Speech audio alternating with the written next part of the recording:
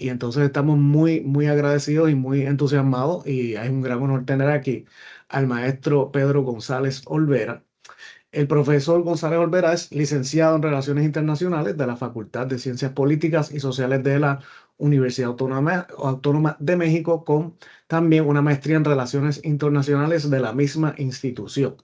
Además, tiene una especialización en Ciencias Antropológicas con áreas de concentración en Políticas Culturales y en Gestión Cultural de la Universidad Autónoma Metropolitana Iztapalapa.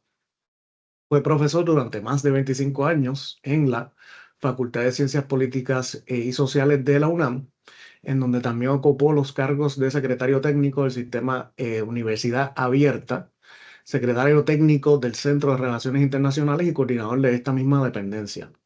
Es autor de diversos artículos sobre temas internacionales, entre ellos varios sobre el tema del desarrollo y las Naciones Unidas. En la Secretaría de Relaciones Exteriores ocupó diversos cargos, entre ellos director académico del Instituto Matías Romero, agregado cultural en la Embajada de México en El Salvador, jefe de la sección de Política Interna en la Embajada de México en Brasil, director del Instituto Cultural de México en Costa Rica, jefe de Cancillería de la Embajada de México en Costa Rica, director general adjunto para África y Medio Oriente y cónsul adscrito en Barcelona.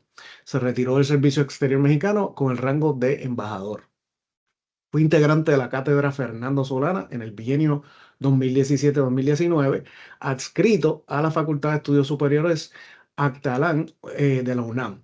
Desde el 2019 y hasta la actualidad se desempeña como profesor e investigador de la Universidad del Mar en el campus de Huatulco. Es co-coordinador de los libros El Pensamiento Internacional Iberoamericano y Las Relaciones Internacionales entre Teoría y Práctica, ensayos en homenaje al doctor Modesto Seara Vázquez. Así que con eso le damos la bienvenida al profesor Pedro González Olvera. Bienvenido. Eh, Muchas gracias, doctor, por esta presentación y agradecido por la invitación que me hicieron para participar en esta serie de conferencias para hablar un poco sobre conversar con ustedes un poco sobre lo que fue la política exterior de México en la administración de Andrés Manuel López Obrador, que tuvo características particulares, un tanto diferentes a lo que habíamos venido haciendo materia de política exterior, pero que es por eso mismo bastante interesante su análisis. Eh, es importante mencionar que desde el principio de su administración, el presidente López Obrador señaló eh, que no había mejor política exterior que la política interior. Es decir, para él tener una buena política interior eh, era una garantía de tener una política exterior. ¿Qué quería decir con esto?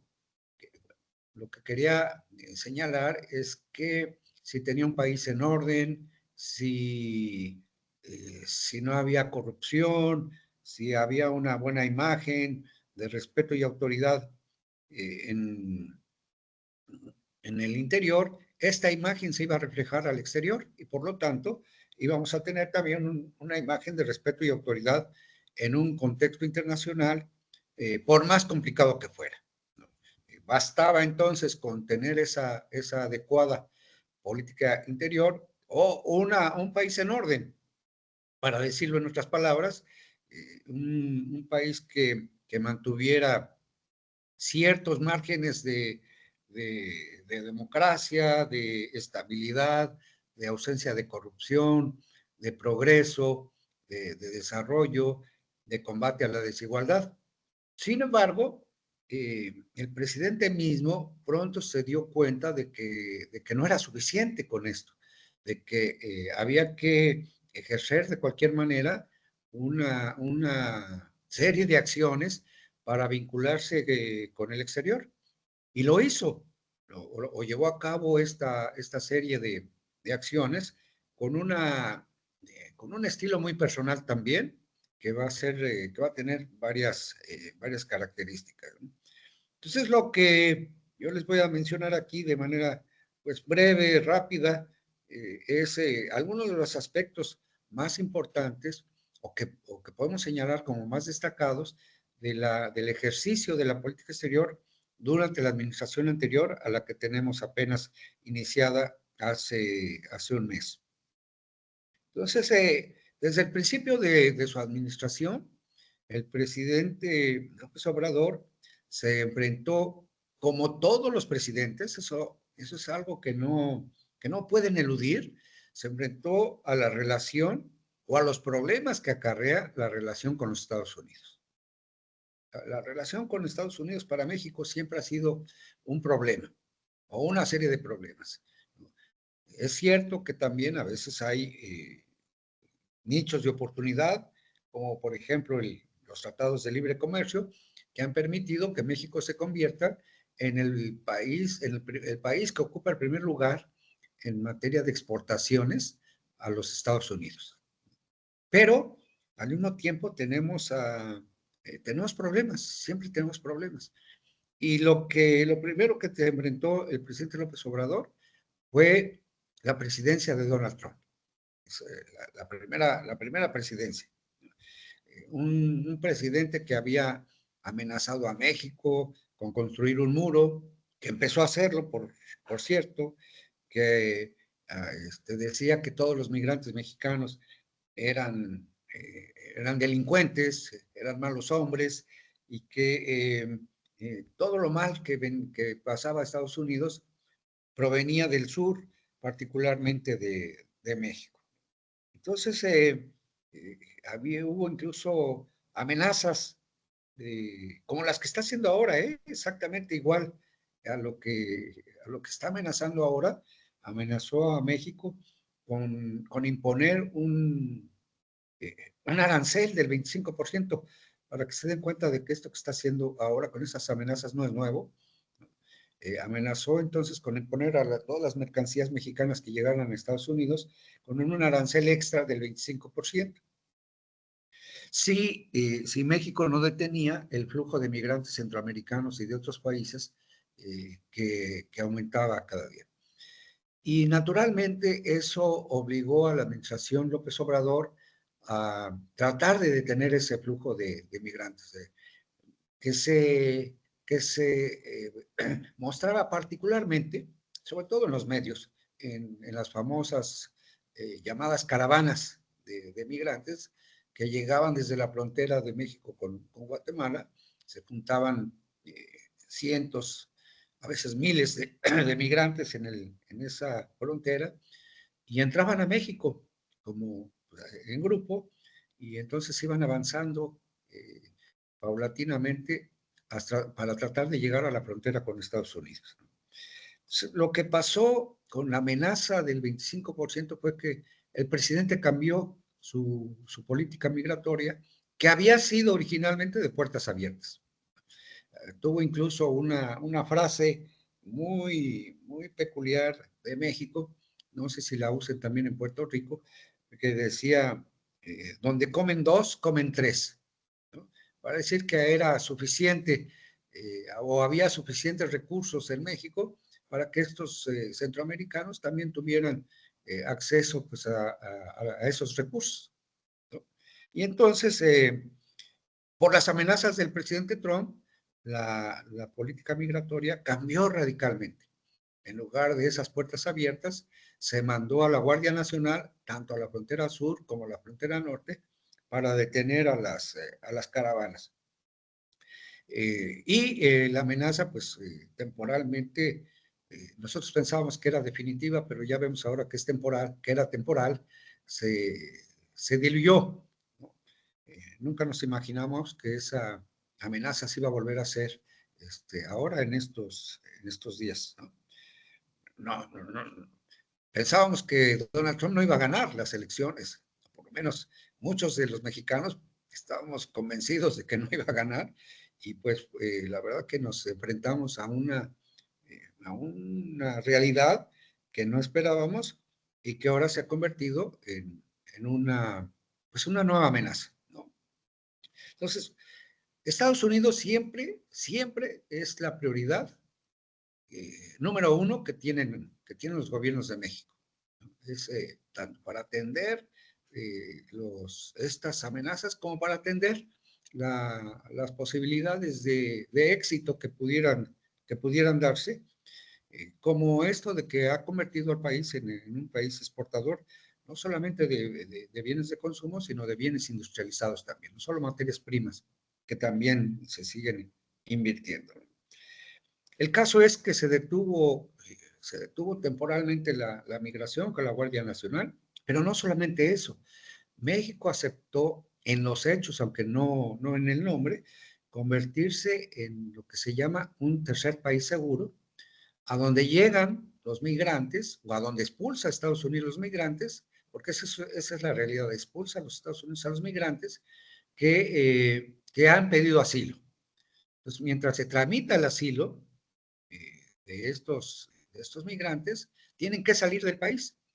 Y México aceptó recibirlos supuestamente por un gesto de humanidad, ¿no? Entonces nos convertimos en los hechos en eso que siempre negamos, que era México se convirtió en un tercer país seguro.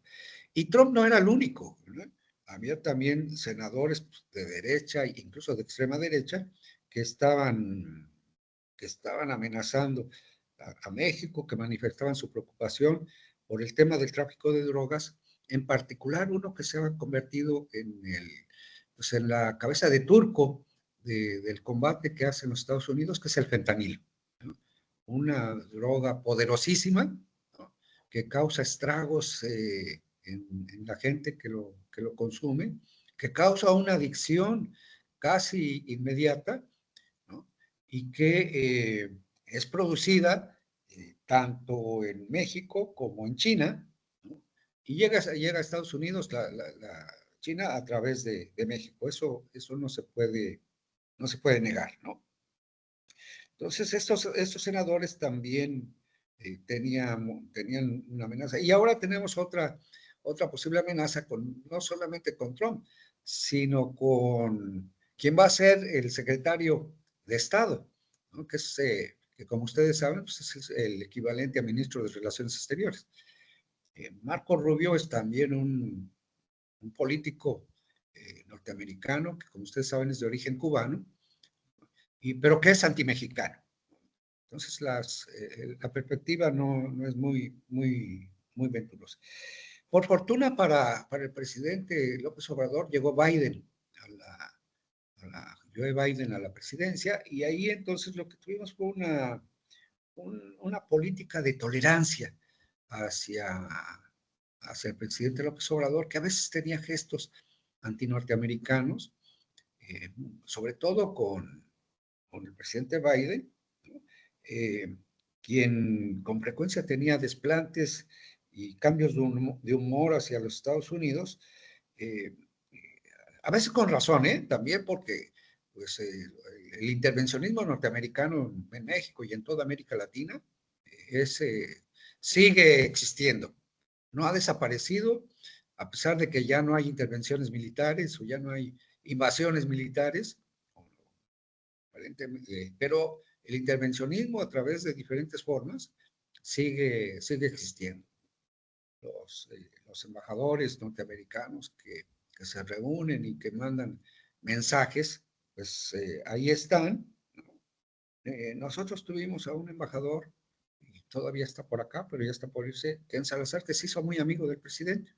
Entonces, a veces parecía Ken Salazar más amigo o más enviado del presidente López Obrador que de Joe Biden, hasta el final que tuvieron un desencuentro.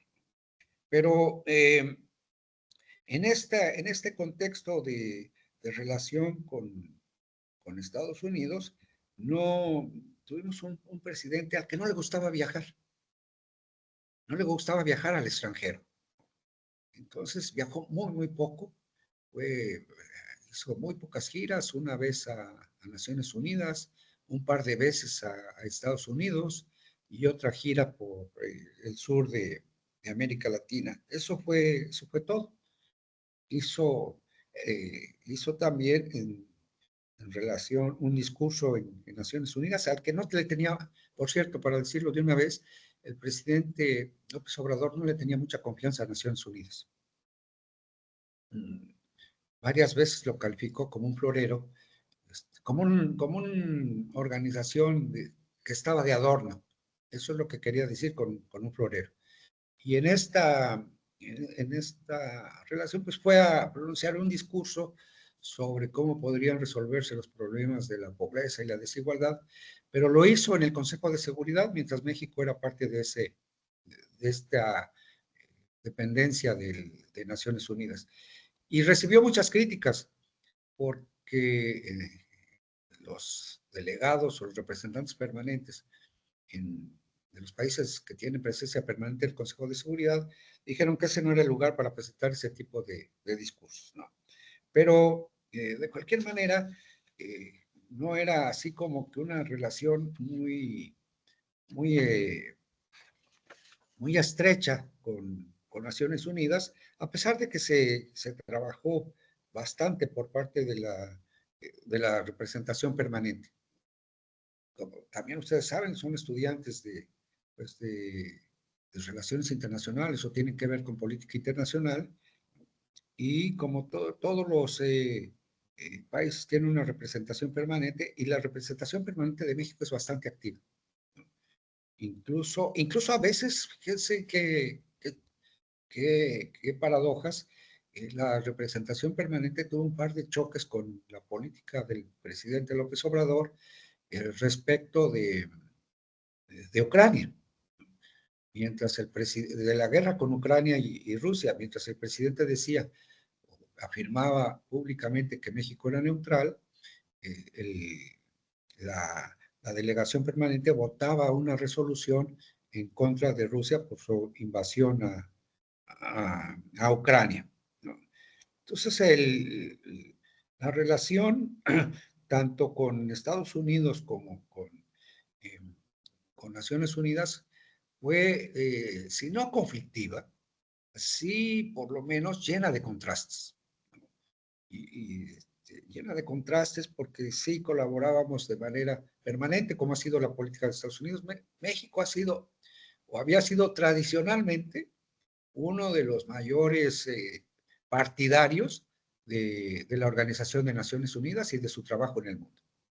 Desde su construcción, México participó muy activamente en la construcción de Naciones Unidas. Hizo varios planteamientos que fueron aceptados, otros no fueron aceptados, pero estuvo allí de manera muy persistente. Entonces, tuvimos una serie de contradicciones, como les decía, pero la política exterior de México tuvo también un éxito que me parece relevante y que hay que mencionar, que fue la cooperación durante la pandemia de COVID. México de repente pues adquiría vacunas para, para combatir la epidemia, o la recibía como donación, y lo que hacía México era redistribuir esas vacunas con varios países de América Latina y del Caribe.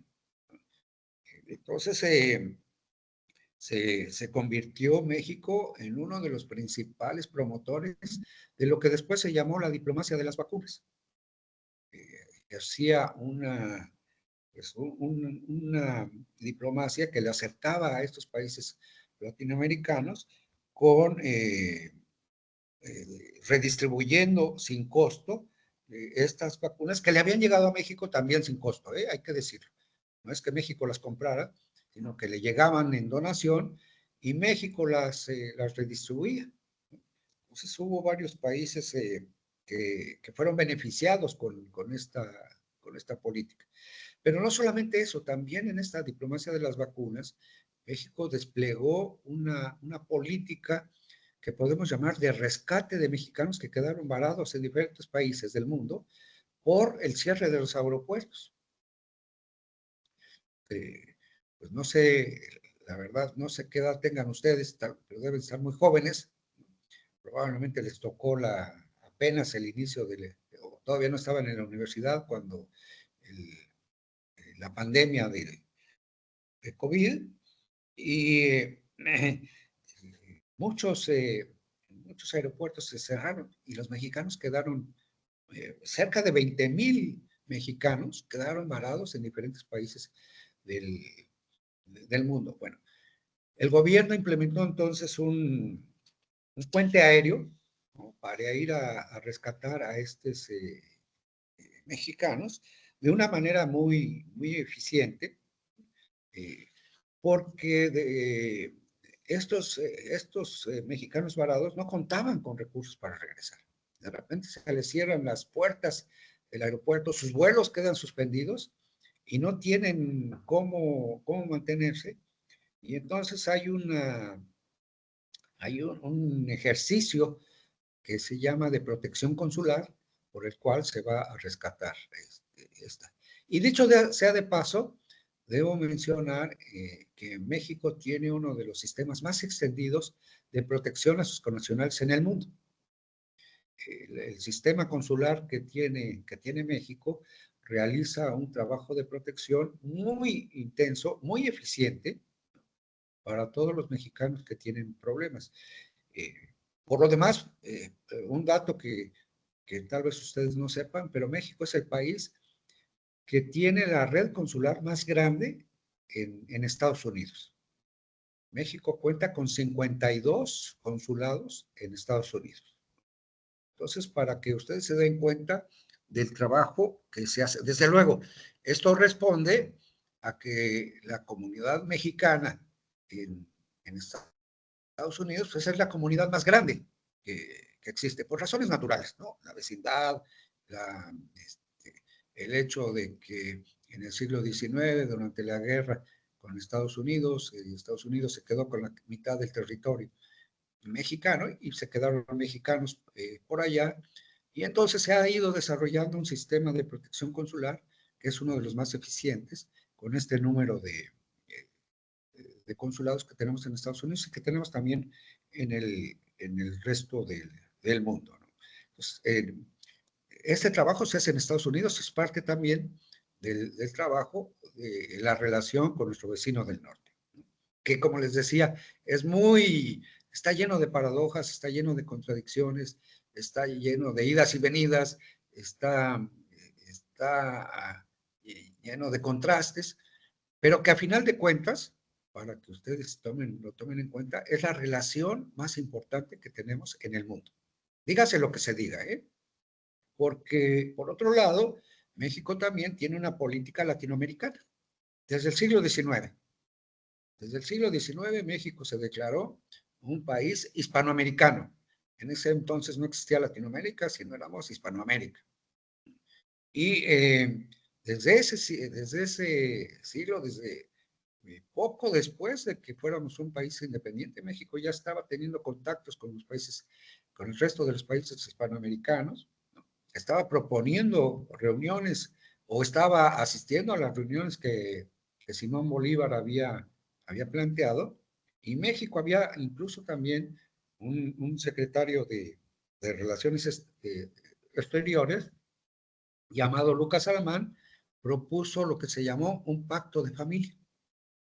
Un pacto de familia con el resto de Hispanoamérica. Entonces, la presencia de la política de México hacia Latinoamérica es permanente. Todos los gobiernos, independientemente del signo que sean, van a declarar que México es un país latinoamericanista, ¿no? Y en este caso, lo que hizo el presidente López Obrador fue tratar de consolidar la comunidad de estados de América Latina y del Caribe. Esa fue una de sus prioridades respecto al resto de América Latina.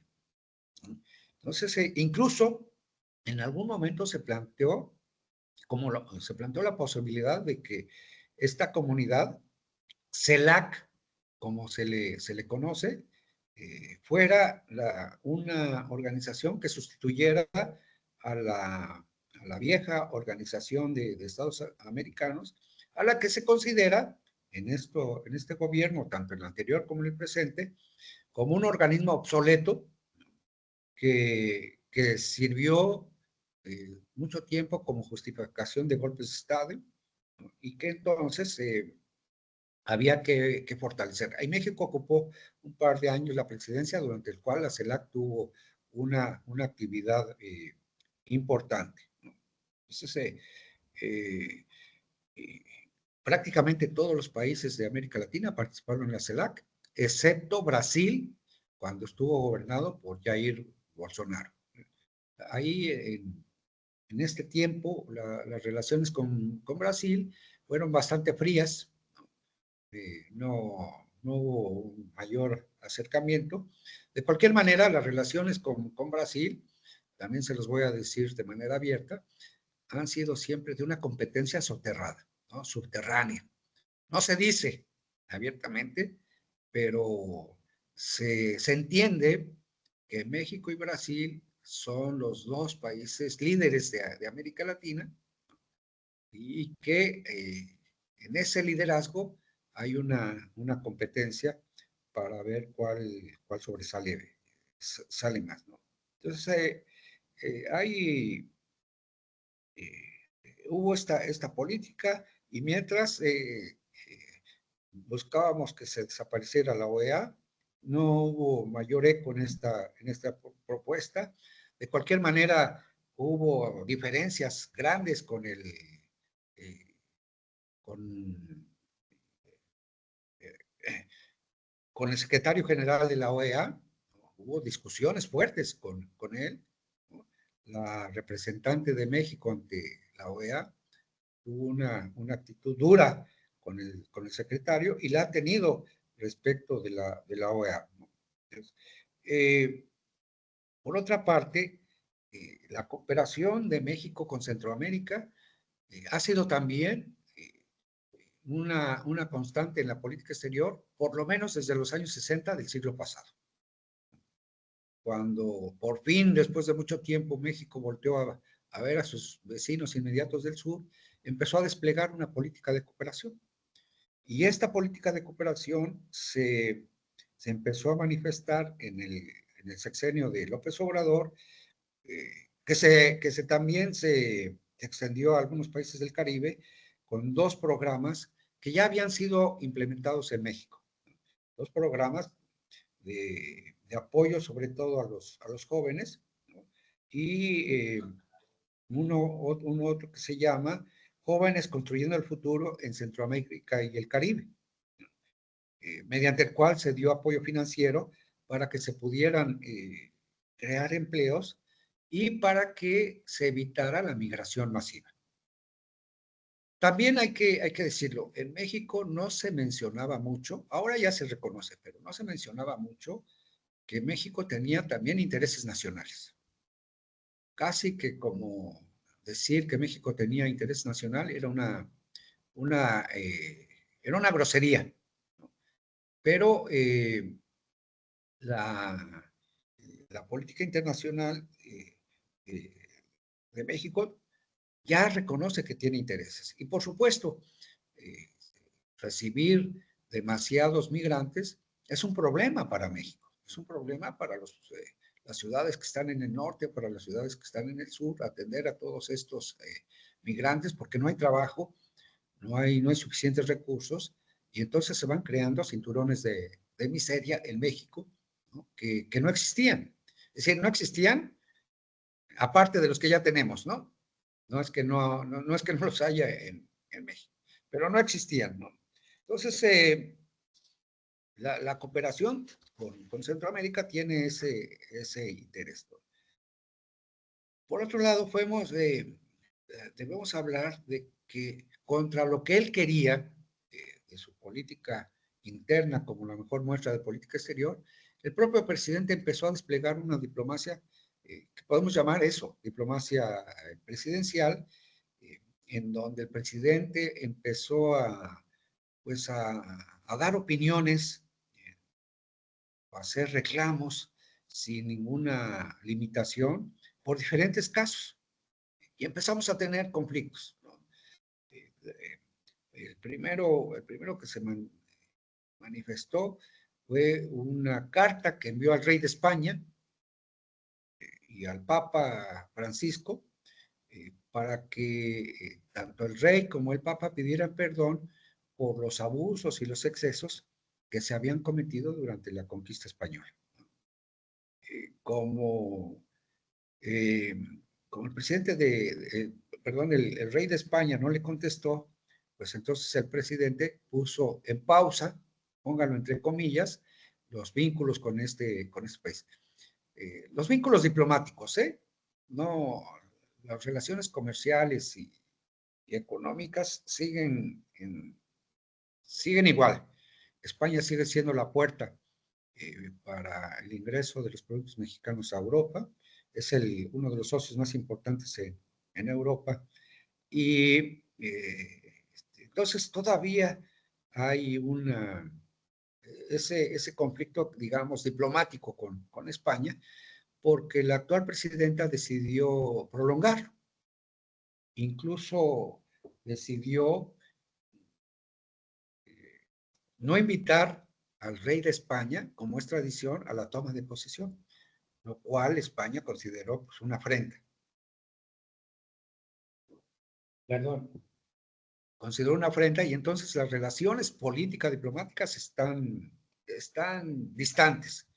No es que se hayan roto, se mantienen las embajadas abiertas, incluso hay reuniones de cooperación, pero en términos digamos, de amistad, para decírselos de una manera, pues no están cercanas. Hay esto que tradicionalmente era una cercanía, se ha convertido en un distanciamiento que la verdad no sabemos qué va a pasar. Ha habido otros problemas debido por las declaraciones del presidente, por ejemplo, la concesión de asilo a Evo Morales en Bolivia, en la embajada, que supuso que la embajadora fuera declarada persona non grata por parte del gobierno encabezado por Yanine Áñez, que por cierto está en la cárcel todavía, ¿no? después de que el partido de Evo Morales volvió al poder, ¿no? Y la embajadora pudo regresar. Pero por lo pronto, mientras en ese periodo de transición en que Evo Morales tuvo que salir del país y hubo un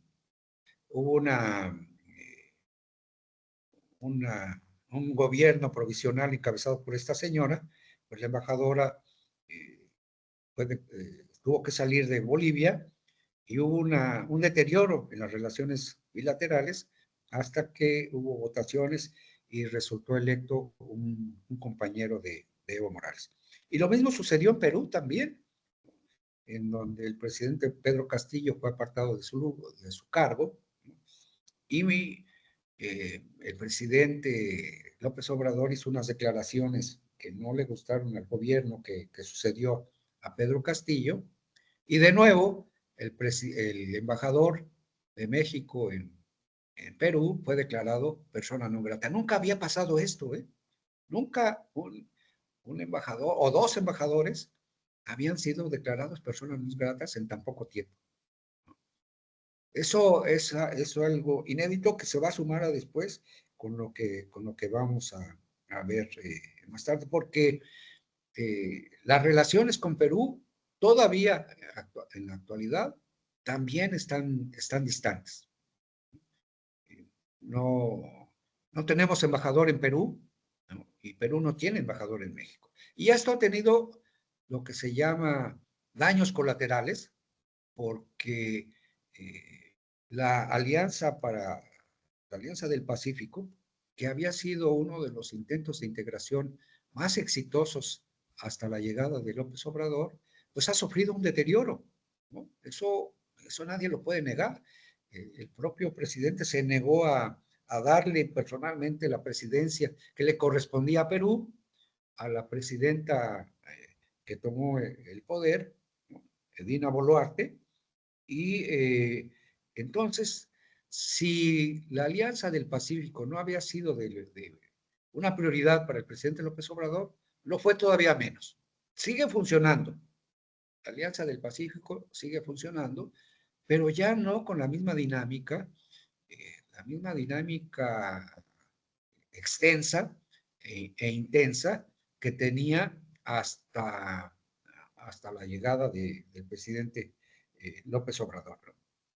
Entonces, el presidente mexicano, la verdad es que dejó de lado el principio de no intervención, que es uno de los principios que sustentan la política exterior de México. Es un principio constitucional, además, un principio que está establecido en uno de los artículos de la Constitución mexicana, que establece que son 8 los principios que la política exterior de México debe seguir en cualquier momento.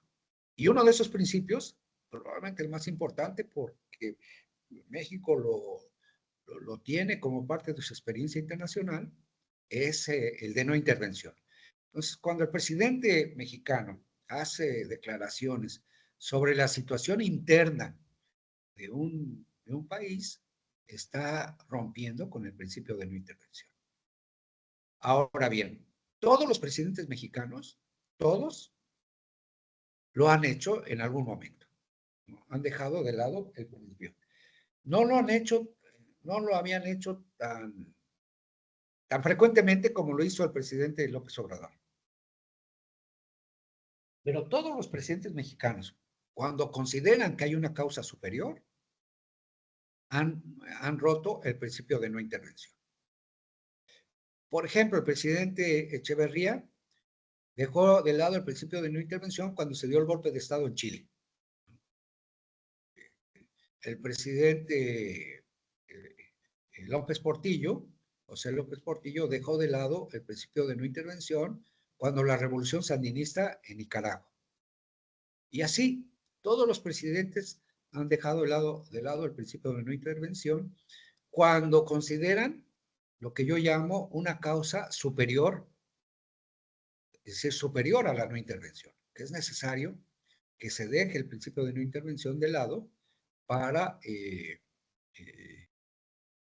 para decir o declarar algo que fije una posición de México en contra de una situación que está afectando a un país o a una población. Otro autor lo llama principismo pragmatista. Quiere decir que el gobierno de México, frente a sus principios, muchas veces tiene una actitud pragmática.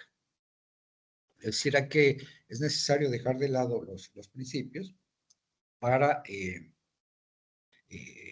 para tener una acción que coincida más con la defensa de una situación en la que se esté cometiendo una injusticia o se esté cometiendo un crimen internacional. El presidente López Portillo calificó lo que estaba sucediendo con la represión por parte de Anastasio Somoza en Nicaragua como un genocidio horrible. Y entonces apoyó a la revolución sandinista. Pues lo mismo está haciendo el presidente, o hizo, perdón, el presidente López Obrador en esta situación, ¿no? Y así avanzamos durante todo el sexenio. El último de los problemas que tenemos en este sentido es el problema con Ecuador. El problema con Ecuador, voy a tratar de explicárselos en pocos minutos. Primero, el presidente hizo unas declaraciones desafortunadas, considero yo, sobre las elecciones en Ecuador. Casi las calificó de sospechosas, más bien dijo que eran sospechosas, de cómo la candidata de izquierda iba en primer lugar y después terminó perdiendo. Eso molestó tanto al gobierno de Ecuador que declaró persona non grata a la embajadora de México, es decir, la tercera embajadora o la tercer representante mexicano en América Latina declarada persona non grata en un solo sexenio. Lo cual, si ya dos era un hecho inédito, tres era algo totalmente aberrante, por decirlo de alguna manera, para la política exterior de México, para las tradiciones mexicanas. Hasta ahí, todo correcto. Ecuador, en función de la Convención de Viena sobre Relaciones Diplomáticas de 1961, tiene la capacidad e incluso el derecho de declarar persona non grata a una persona, a un embajador, por cualquier situación. Ni siquiera tiene que explicar por qué se declaró persona non grata. Pero en este caso, era la cuestión, era la intervención del presidente López Obrador en los asuntos internos de Ecuador. Pero lo que siguió fue la invasión con fuerzas armadas de la Embajada de México y el maltrato de los diplomáticos mexicanos, lo que va totalmente en contra de la convención que les acabo de mencionar. Está absolutamente prohibido esto, ¿no? Que un país pueda intervenir con las Fuerzas Armadas o pueda violar la inmunidad de la sede diplomática y de los diplomáticos, que fue lo que hizo Ecuador. Entonces Ecuador violó todas las normas que están contempladas en el derecho internacional público a través de la Convención de Viena sobre Relaciones Diplomáticas. Y eso hizo que se escalara el conflicto. México lo llevó a la Corte Internacional de Justicia y estamos esperando la resolución, que además el conflicto se complicó cuando México decidió dar asilo al ex vicepresidente que estaba acusado en Ecuador de corrupción y de malversación de fondos. Ya había estado en la cárcel, lo liberaron, pero el gobierno de Ecuador le había levantado nuevos cargos y lo estaba persiguiendo, y entonces el ex vicepresidente fue a refugiarse a la Embajada de México, que no le dio asilo en principio, sino que le dio refugio, y hasta el último momento le dio asilo, y en ese momento fue cuando entraron las Fuerzas Armadas ecuatorianas a la Embajada de México. Entonces va a haber un problema también aquí con el asilo concedido a ex vicepresidente, porque hay una convención sobre asilo, una convención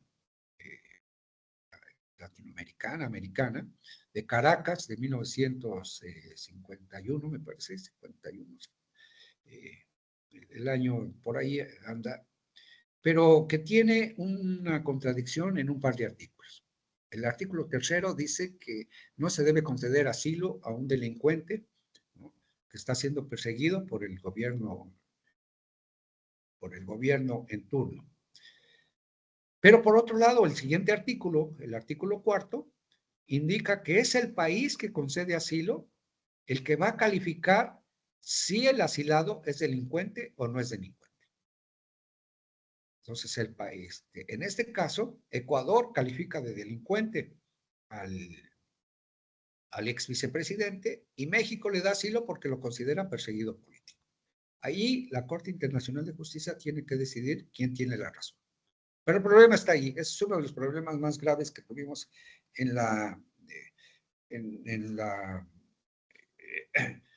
durante el sexenio pasado. Y no solamente eso, también tuvimos problemas con el presidente el nuevo presidente de Argentina, Javier Milei. El presidente el presidente mexicano no se refirió a él en no buenos términos. Y bueno, entonces esta política latinoamericana, que empezó muy bien con el fortalecimiento, con tratar de fortalecer la CELAC, terminó en un desastre. Esa es la verdad, ¿no? En un desastre por todos estos conflictos que tuvimos. Por otro lado, Europa no fue la excepción en esta política un tanto errática, porque no hubo mayor interés por intensificar las relaciones con ella, con la Unión Europea. Entramos en una fase de distanciamiento. Ahí mismo el presidente tuvo un conflicto con el Parlamento Europeo cuando el Parlamento Europeo sacó un pronunciamiento para que el gobierno mexicano se preocupara más por proteger a los periodistas que estaban siendo maltratados, que estaban siendo incluso asesinados, y entonces la respuesta del presidente fue enviar una carta, como empezó a ser su costumbre, en donde llamaba borregos a los parlamentarios europeos. Supongo que ustedes saben lo que es borrego, ¿no? Son si se usa la palabra también en Puerto Rico, ¿no? Entonces, imagínense ustedes que un presidente de cualquier país llame borregos a parlamentarios europeos, ¿no?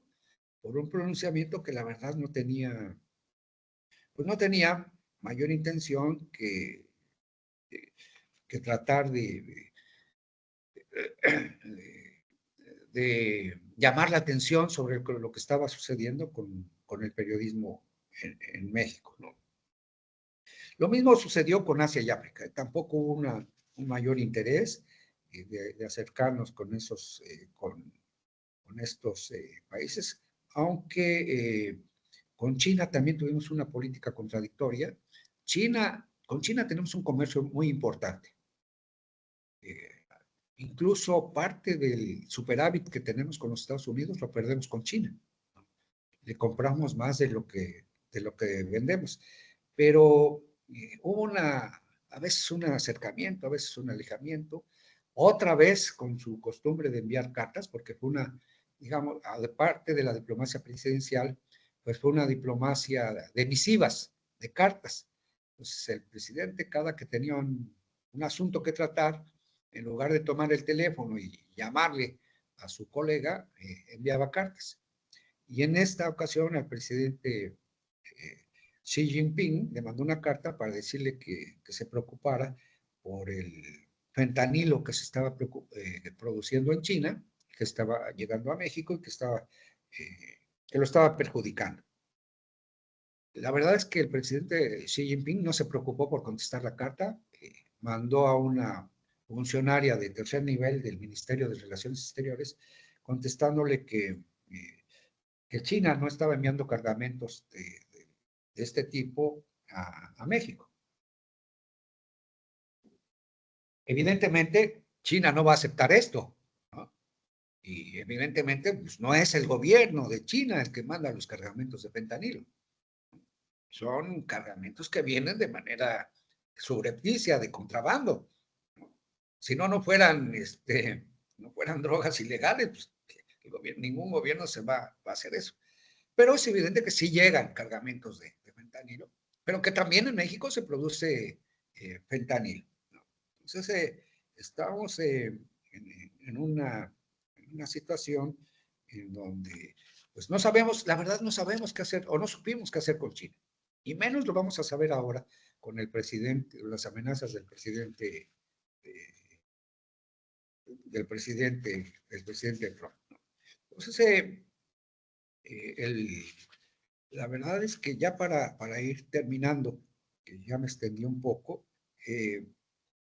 la, la política exterior de México contra lo que, contra lo que quería el presidente, tuvo una presencia destacada durante su sexenio, a veces no por los mejores motivos, y contra lo que él consideraba, contra lo que él creía, tuvo una participación muy importante.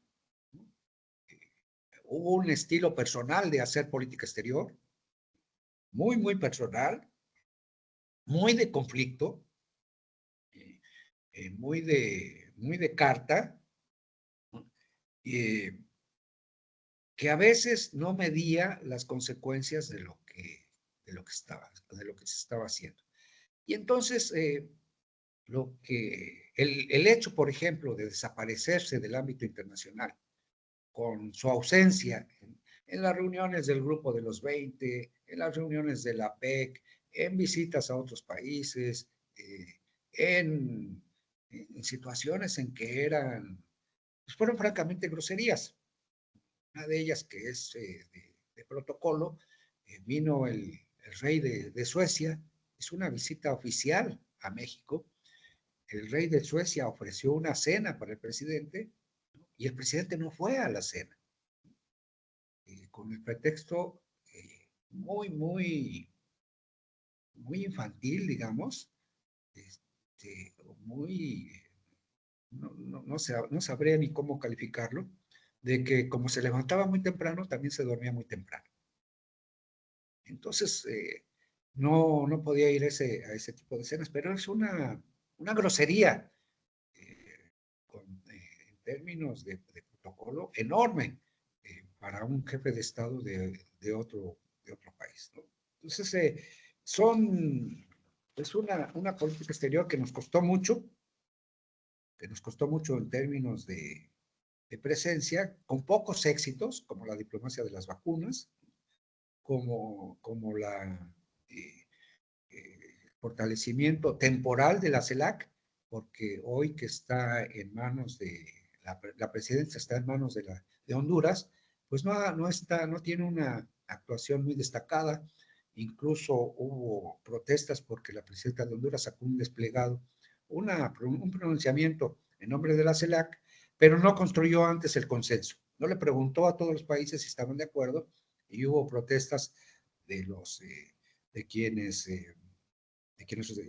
representan a sus países en la CELAC. Entonces hay digamos, ahora lo que se piensa es que estamos entrando en una fase de reconstrucción de la política exterior de México. La presidenta Sheinbaum, contra la costumbre del presidente López Obrador, fue a Brasil a la reunión del G20. Y eso significó una diferencia sustancial entre una y otra administración. No sabemos si va a seguir en esta línea o si después de esto va a continuar. Ella había anunciado que haría pocos viajes al exterior, pero la verdad, un presidente, un mandatario que se queda en casa, que no va a los asuntos internacionales, que no se reúne con sus colegas en el mundo, es un presidente, un mandatario que desaparece del medio, que no es tomado en cuenta. Un presidente que... Y van a ver a ustedes cómo si no fuera el presidente del país todavía más poderoso del mundo, el presidente Trump desaparecería también del mapa con esta política que tiene características de aislacionismo, ¿no?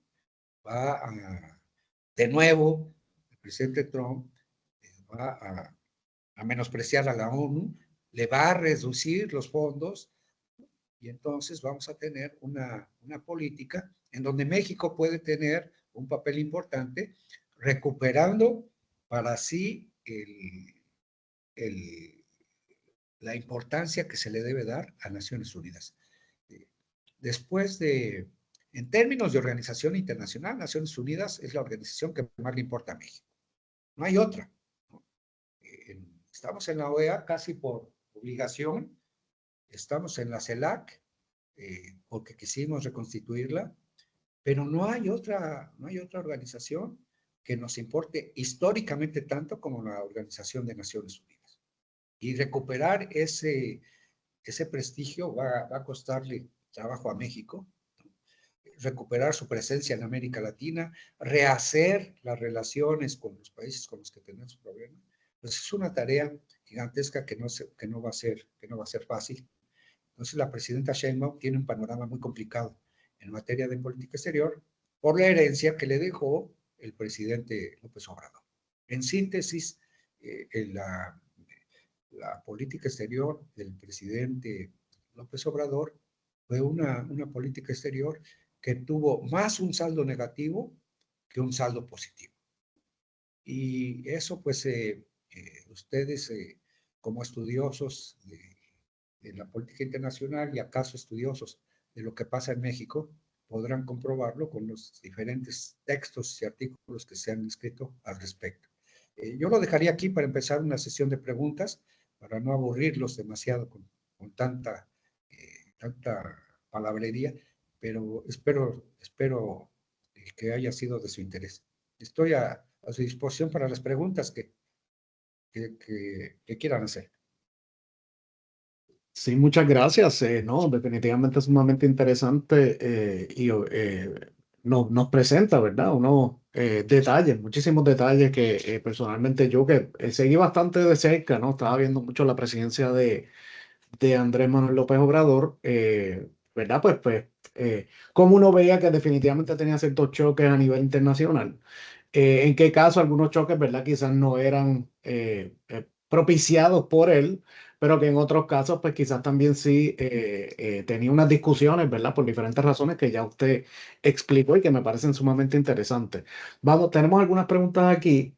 Yo por lo menos quería comenzar a ver si puede sintetizar de alguna manera también un poco la política exterior mexicana en general, cómo quizás había una intención, ¿verdad?, de eh, continuar propiciando ciertas tradiciones de la política exterior mexicana. O sea, cómo era quizás antes de AMLO, algunos éxitos y fracasos, por ejemplo, y cómo entonces una vez llega él, pues hubo esa intención, a pesar de que también hubo grandes límites, ¿verdad? ¿Cómo se definiría en ese contexto la política exterior de México? Bueno, en primer lugar, México tenía una presencia permanente en todos los organismos internacionales. Tenía, tenía una opinión que dar siempre, ¿no? Y México era escuchado. A, a lo mejor no se hacía lo que decía México, pero era escuchado su opinión. Pues tenía un lugar en en el mundo. Tenía también una presencia importante en América Latina. En las reuniones tenía acuerdos, se sabe en toda América Latina que México despliega una política de cooperación muy importante en términos amplios y en relación con Estados Unidos también se trataba de tener los menos roces posibles, ¿no? Curiosamente, el presidente, después de estas amenazas del presidente Trump, la relación entre Trump y López Obrador era bastante, digamos, bastante aceptable. Después de esto ya no fue tan conflictiva, mientras que con el presidente Enrique Peña Nieto la relación con Trump fue bastante dura, muy complicada. Cuando amenazó con construir un muro que los mexicanos iban a pagar, el presidente Peña Nieto dijo tajantemente, categóricamente, que de ninguna manera los mexicanos iban a pagar ese muro. Y no se pagó, ¿eh? Entonces había ahí una política proactiva, ¿no?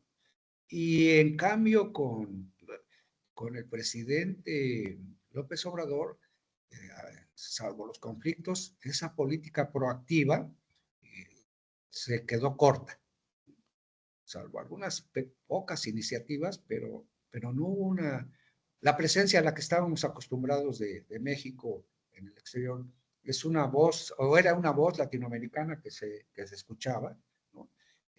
Por ejemplo, frente a la reforma del Consejo de Seguridad de Naciones Unidas, México tiene una posición históricamente y Brasil tiene otra. Entonces, conforman dos polos de cómo debe reformarse el Consejo de Seguridad, y esos dos polos tienen partidarios. Entonces, no es que México se haya callado frente a la posición de Brasil, tiene su propia política. Y esto es importante para demostrar que tiene o que ha tenido históricamente esta fuerza.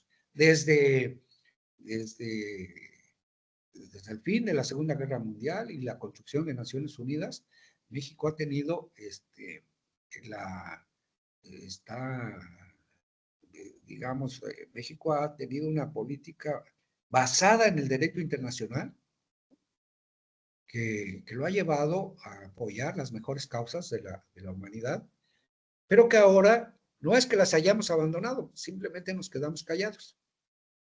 Entonces, o no nos pronunciamos frente, frente al intervencionismo por ejemplo, no, en épocas anteriores, México hubiera condenado abiertamente la invasión de Rusia a territorio ucraniano. Y ahora México se declaró o dijo que se declaraba neutral por una especie de simpatía que existe en los cuadros del anterior gobierno y del actual gobierno hacia Rusia, que yo no entiendo. No entiendo de dónde viene esa simpatía, pero, o sí, tal vez la puedo explicar, pero nos llevaría tiempo. Entonces, sí hay una diferencia entre la proactividad y la relativa pasividad de México en el sexenio que acaba de terminar. Sí, eso me lleva a hacer una pregunta también con relación a que en algún momento escuché algunos comentarios del mismo López Obrador con relación a lo que estaba pasando con BRICS, donde pues, hay una simpatía hacia BRICS, pero no necesariamente hay una intención de México necesariamente de unirse a BRICS, claro, por la relación con Estados Unidos.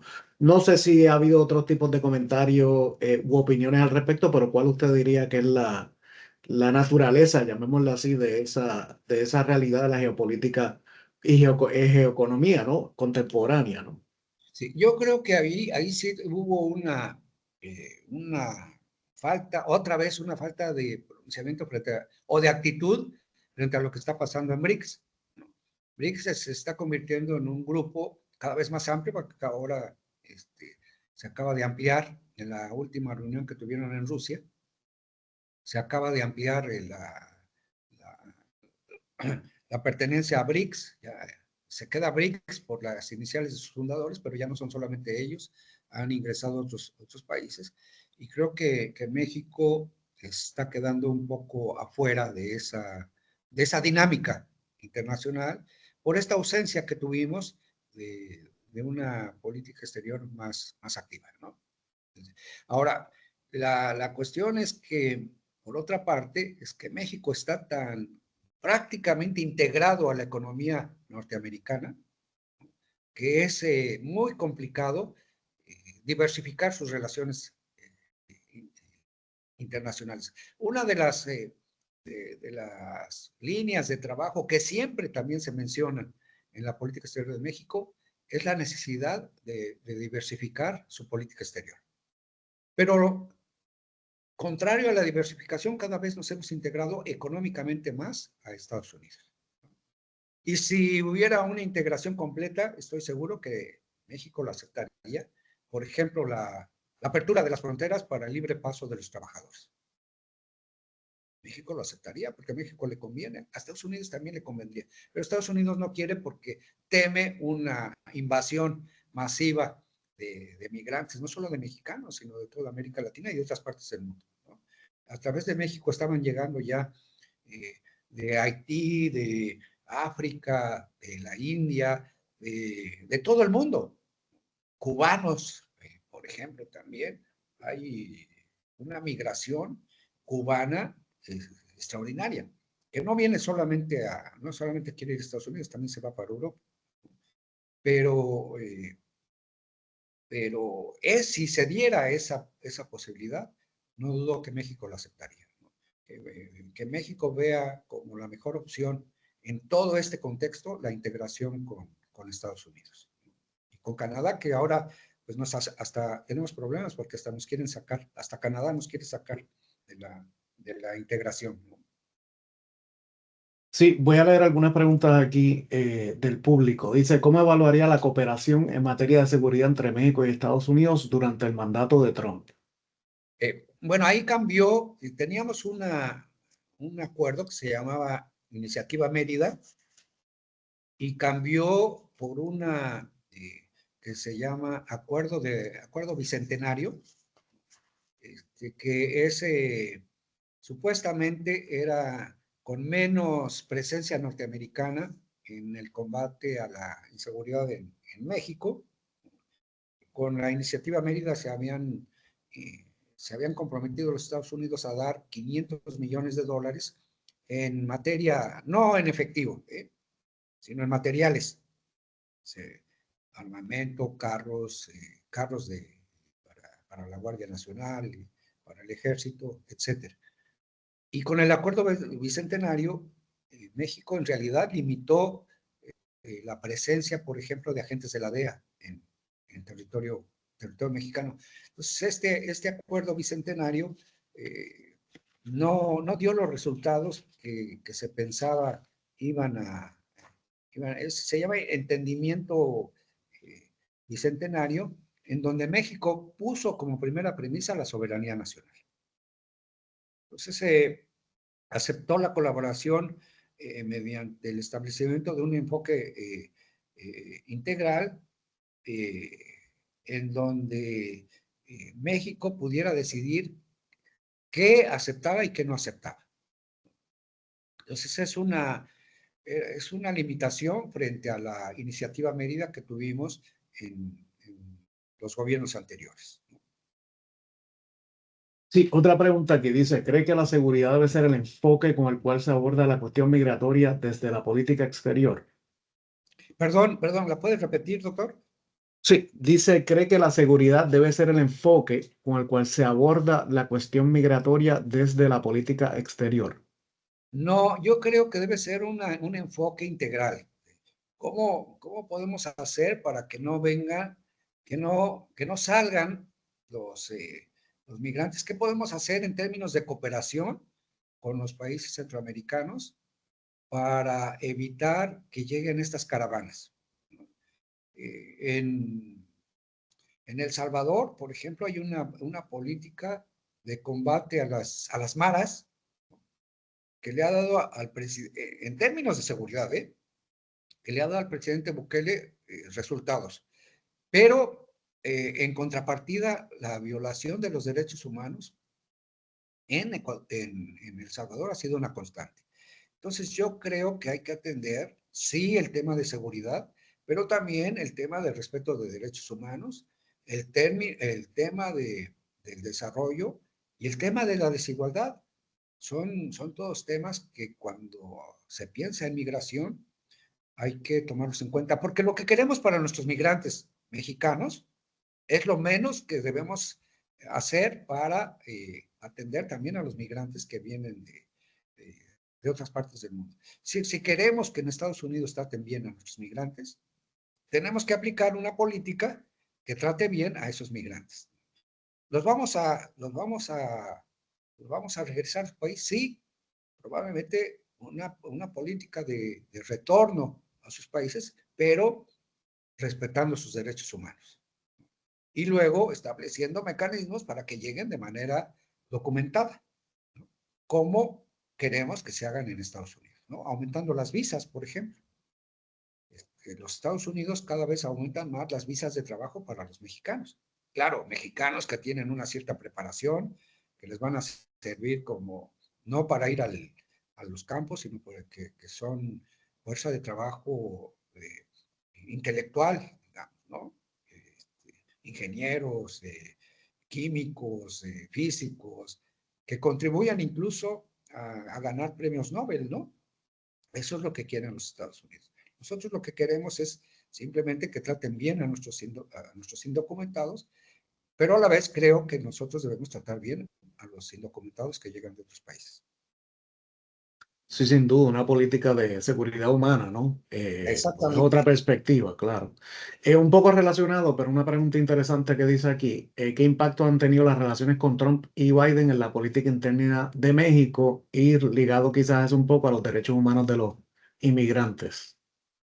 Bueno, con Biden fue un poco más tolerante, un poco más, es relativo, porque a veces pensamos en México, por lo menos se piensa que con un gobierno demócrata vamos a estar mejor que con un gobierno republicano.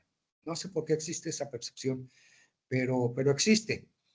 Y lo que nos hemos encontrado es que los demócratas mexicanos perdón, los demócratas norteamericanos, los gobiernos, deportan más indocumentados que los republicanos. Eh, quien tenía, no tengo el dato, pero quien tenía el récord de deportados indocumentados mexicanos era el presidente Obama. Este presidente que le cae bien a todo el mundo, que le caía bien a todo el mundo, y en México era también una especie influencer, como se les dice ahora, pero sin grandes amenazas ni nada, simplemente rompió el récord de deportados mexicanos, ¿no? Entonces, lo que nosotros buscamos, pues es eso, justamente, que haya una mayor cooperación entre México y Estados Unidos en términos de los migrantes mexicanos, porque los necesitan. Cada vez cuando hay las cosechas, cuando hay necesidad de mano de obra, se hacen los disimulados para que entren indocumentados. Terminan las cosechas o termina la temporada de la mano de obra y los echan. Entonces, lo que se busca es que haya acuerdos como los que hay en Canadá de trabajadores temporales. Van por 6 meses y se regresan. Ya saben que tienen trabajo asegurado por 6 meses, legal o documentado. Pues eso es un programa que ya ha habido en épocas anteriores, el programa Braceros, ¿no? Y entonces lo que debería buscarse es en términos de cooperación, ¿cómo podemos hacer para regularizar este flujo, pero que vayan y vengan, ¿no? Garantizarle a los Estados Unidos que no se van a quedar, pero que les van a ser útiles como fuerza de trabajo. Eso les conviene tanto a México como a Estados Unidos. Son Bien, opiniones, ¿sí? sí, sí, no, por supuesto, ¿no? Pero importantes opiniones. Yo creo que eso es ¿cómo se diría? Un consenso que hay, particularmente que no es necesariamente, ¿verdad? La política que se presenta a raíz de las narrativas y evidentemente ahora con la presidencia, el presidente electo Trump, que evidentemente viene con unas narrativas diferentes, pero que a la hora de la verdad se tiene que enfrentar con unas realidades, ¿no? Una última pregunta que dice aquí por un colega. Dice, ¿cree que la multipolaridad en la que se están conduciendo las nuevas relaciones mundiales es la razón por la que México ha tenido que asumir un rol más pragmático? No, no, el rol pragmático, aunque no lo decimos mucho, ha existido siempre. El pragmatismo mexicano, a pesar de que estamos basados en el derecho internacional, pero ha existido siempre. Eh, como les decía, cuando existe una causa superior, o lo que el gobierno en turno considera una causa superior, se actúa pragmáticamente. Cuando el presidente Miguel de la Madrid impulsó la creación del Grupo Contadora, lo hacía para tratar de buscar la paz en Centroamérica, ciertamente, pero también tenía un interés nacional, que no se extendiera la revolución centroamericana al sur de México. Era muy fácil que el incendio que se estaba dando en Centroamérica se pasara a México. Y entonces lo que hicimos, pues, lo que hizo el presidente Trump fue actuar muy pragmáticamente, impulsar la creación de un grupo que buscara la paz en Centroamérica, como a final de cuentas se logró, ¿no? Aunque el, el prestigio se lo llevó el presidente Arias de Costa Rica con el premio Nobel, la verdad es que atrás del presidente Arias estaba todo el trabajo que había hecho Contadora, ¿no? Y después lo que se llamó el Grupo de los Ocho, ¿no? Entonces, pero el interés principal es no se nos vaya a venir la revolución en los estados del sur de México, y entonces ahí, ¿cómo paramos eso? Ese movimiento revolucionario que puede extenderse a México. En México existen desde siempre también, no tenemos que negarlo, ni aunque sé que hay avance, pero hay desigualdad en México y desigualdades muy, muy grandes, hay pobreza también, ¿no? Uno de los éxitos del presidente López Obrador fue sacar 5 millones de personas de la pobreza, pero tenemos pobreza extrema. Ahí no pudimos avanzar mucho. Y entonces, si hay ese tipo de problemas, un movimiento revolucionario puede extenderse también con mucha facilidad. Entonces, el presidente de la Madrid actuó muy pragmáticamente, basado, fíjense, en el derecho internacional, ¿no? Con la creación del Grupo Contadora para el diálogo, la búsqueda del consenso, la búsqueda de la paz, ¿no? Para traer la paz en una zona que ha tenido muchos problemas históricamente. Y sobre eso montamos también la cooperación, ¿no? Una cooperación que viene desde los años 60. La cooperación también es una acción positiva, pero tiene también contenidos pragmáticos. Tiene también una búsqueda de reconocimiento en alianzas que a veces no las conseguimos, pero ese es uno de las intenciones que tenemos. Bien, pues quiero agradecer al maestro Pedro González Olvera por su excelente exposición y haber tenido una conversación muy interesante que sin duda yo creo que nos llevó a profundizar en el tema. Nada, vamos a estar entonces pronto haciendo otras actividades que quiero entonces también le dejaré saber al público con relación entonces a la publicación del libro que vamos a tener de Ucrania y Rusia y también otras conferencias que vamos a tener muy pronto antes de que termine el año. Pero nada, una vez más quiero darle las gracias a usted y espero, ¿verdad?, que podamos seguir entonces la conversación para ver, ¿verdad?, cómo también pueden surgir diferentes proyectos de colaboración. Así que muchas gracias al maestro Pedro González Olvera.